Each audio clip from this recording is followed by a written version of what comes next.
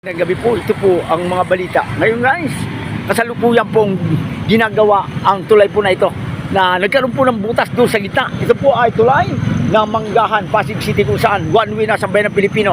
Na matatalo po ninyo, itong truck na ito ay dito na dumaan sa kabila at ito po ay one way na sa kasalukuyan. Abangan po ninyo.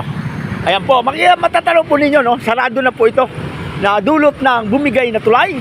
Diyan mismo, ayan po makikita po natin, bumigay na tulay. Ngayon po ay sarado ito kasalukuyan na talagang one way na po.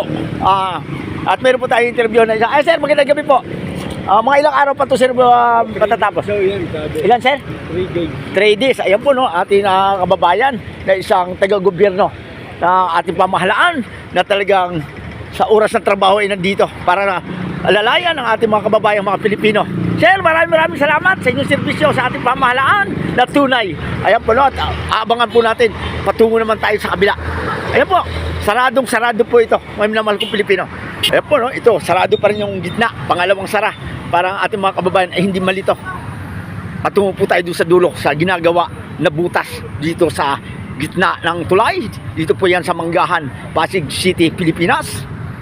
At traffic na po. Traffic na kasi one way lang po itong sa mga oras na ito. Ayan, patungo po tayo dito sa ginagawa.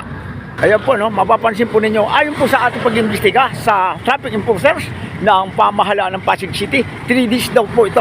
Kaya sa lahat ng mga kababayan Pilipino, dito po ay sa Manggahan, Pasig City ay one way po sa kasalukuyan at 3 days daw po ang gawa na ito na kailangan ay matapos daw sa lalong madaling panahon.